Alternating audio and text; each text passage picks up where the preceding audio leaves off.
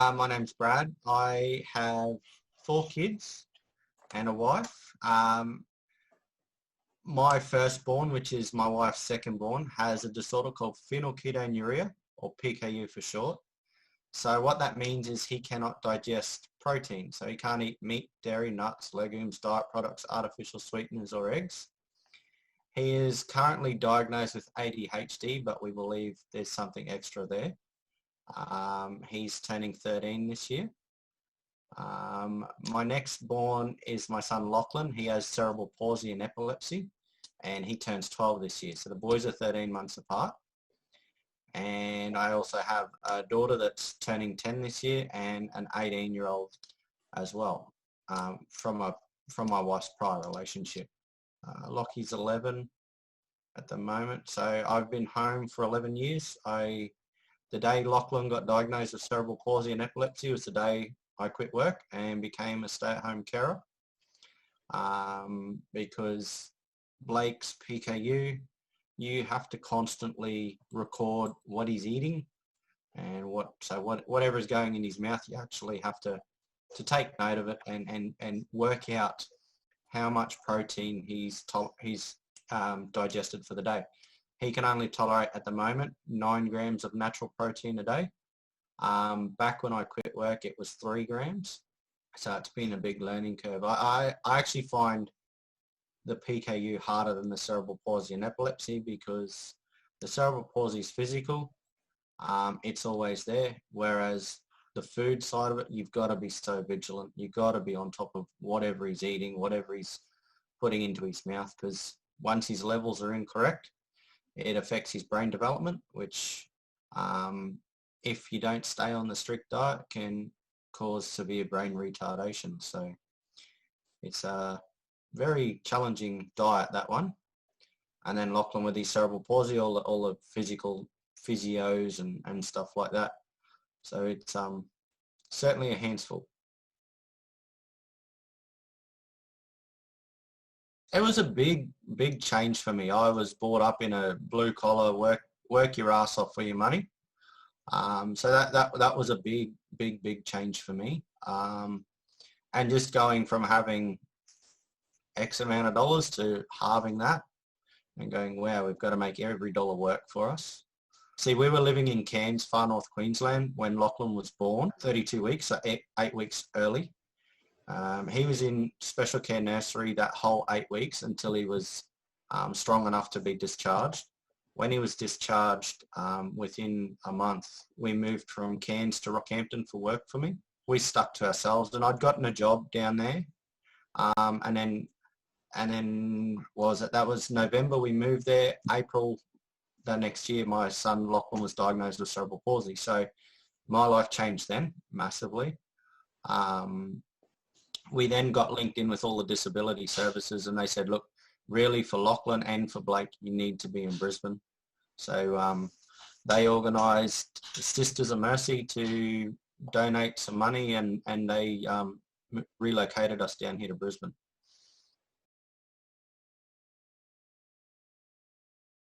Support, yes, because like an example for Blake with his PKU, when we were living in Rockhampton, you had to walk through the kitchen to get from the bedrooms to the lounge room.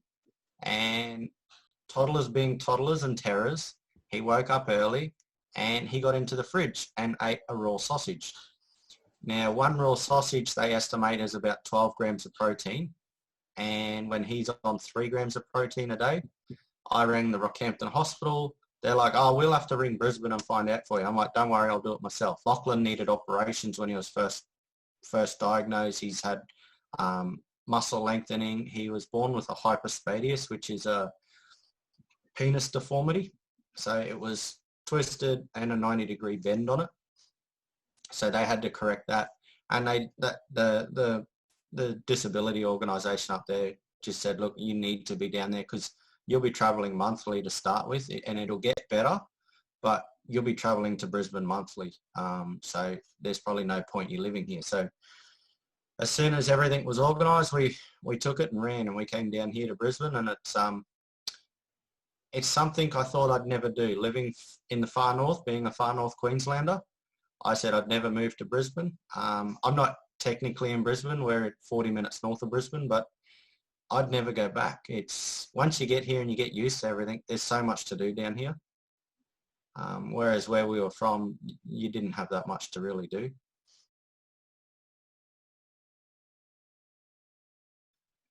I'd honestly, even to this day, still say probably once every 6 months, you just throw your hands up and go, I'm over it.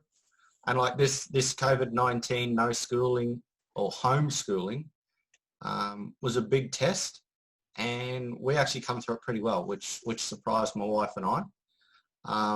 So yeah, we've had those moments where we've just thrown our hands up and gone, nah, can't do with this, because Lachlan, we're at the moment going through the neurology department because he will just scream and scream and scream and scream, and you can't do anything to stop it. He'll have a meltdown, and you know how you can get people to calm down in meltdowns. His meltdowns will go until he stops, and we've had instances where he goes for 3-4 hours, and then when he stops, he looks around and goes, where's this person? Because he'd have afternoon respite. And he's like, where's Paige? And I'm like, she's gone home, mate. She finished at 6, but she hasn't come yet. He has a complete mind blank of everything. So you get to those points where you've gone, no, I've had enough. I'm over this. I want out. Time out. I'm done. We've done plenty of parenting courses, and with one of the courses we were doing through the Children's Hospital, we just had a night where we'd had no sleep because Lachlan was very unsettled. This was when he was younger. He would have been about 5 at the oldest. And we were meant to go into the hospital and do a parenting course, and we rang up and said, no, look, we can't come. And something was said, and it triggered my wife from the worker, and my wife just said, look, fuck it, I'm over it. Come and get him. I've had enough.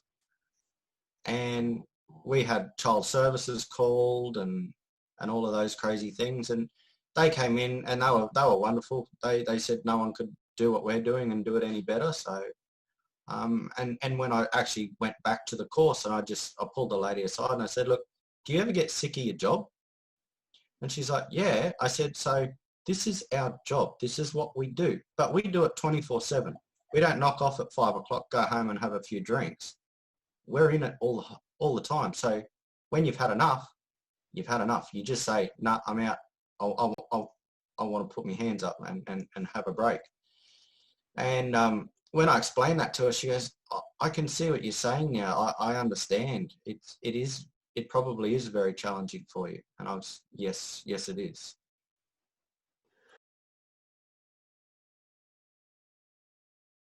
Lately, I've gotten into fitness. So that's helped. I actually did have a little bit of a moment probably a fortnight ago. I've started running, and most I'd run was 2.5 Ks at the most. I went and ran for 5 Ks and come back, and I was absolutely wrecked.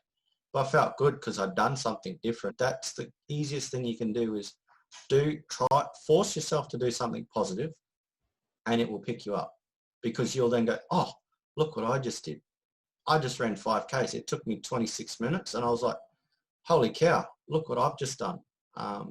And I couldn't keep talking. I could not stop talking to my wife about it. I'm like, look at me, I ran 5 Ks. Look at me, I ran 5 Ks. She goes, look, I'm over it. Shut up. I understand. You've done 5 Ks.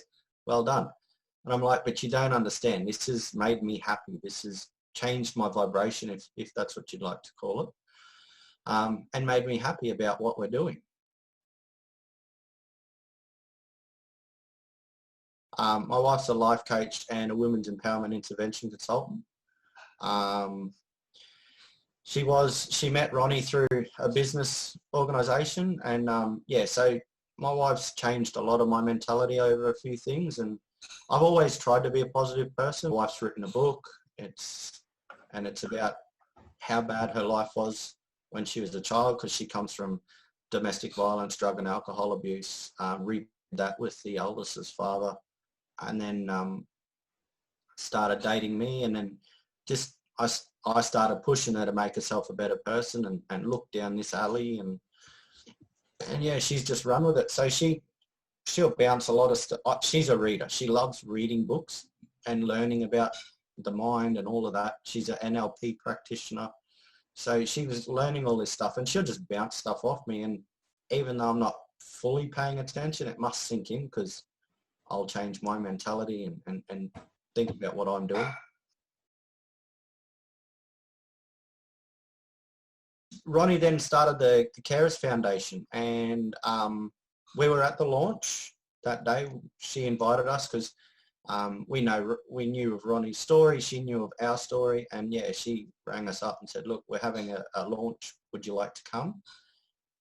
So we went out to the launch, and that was a great day, and I've gone to one of the men's day retreat, and it was really good. Like, there was only 5 of us there, and it was good to just sit down and talk with other blokes, and know you're not going through the same process, because everyone's story is different, everyone's journey is different, but it's good to know that there's people going through similar, and you can all bounce off each other and have an understanding. We'll never 100% know what he's going through, what I'm going through, but you can always come to that mutual ground and go, yeah, I can understand what you're doing.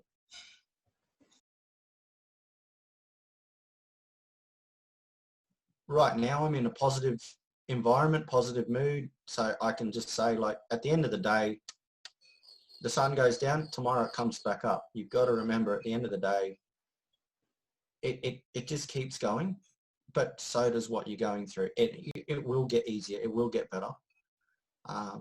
Whether that's you learn or you adjust to it, and you just got to take it day by day.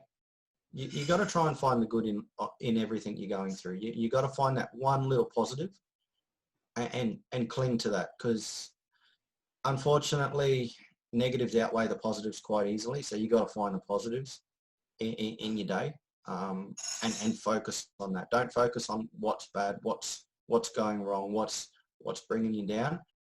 Focus on what's right, what you're doing. Like, even something as simple as you still have a roof over your head, you got food in the fridge, you got electricity. They're the positives. They're keeping you going.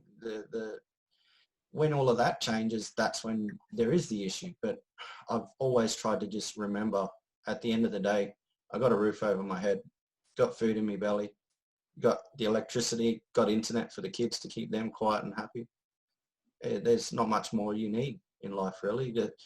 My wife and I, we're essentially each other's best friend. We don't really hang out with other people.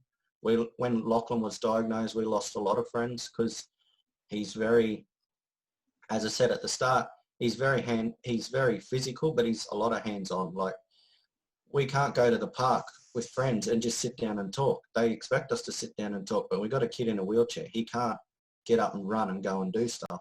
You got to physically do it with him. So we just learnt to be on our own and to look at what we've got and not what we don't have. Like I've always said, when it all first started, you got to trust your gut, trust your instinct. At the end of the day, if you think you need something, go to the right people and chase it. Whether that's doctors, health professionals, mental health, anything like that. It's not selfish to put yourself first, even though as parents you're programmed that you're selfish if you're putting yourself first, but you're selfless if you actually do something for yourself, because then you can be there for your kids or the person you're caring for on a better level, because you also need to recharge. You need to be able to recharge. As I said, you've got to be able to be there for not only yourself but the person you're caring for, and if you don't care for yourself, you can't care for them.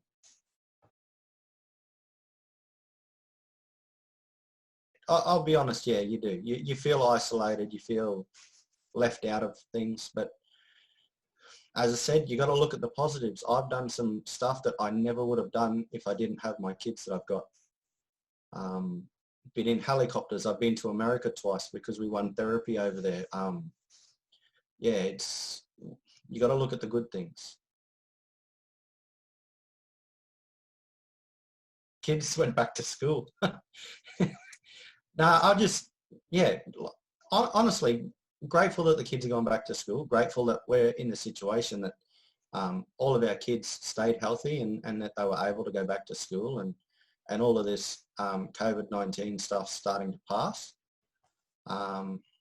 Grateful that, yeah, the sun came up in the morning and I was able to do my exercise and get the day going the right way, and being able to even be interviewed for stuff like this. Like, it's scary. I don't like being on camera, but if I can touch one person and make their day better, I've done my job.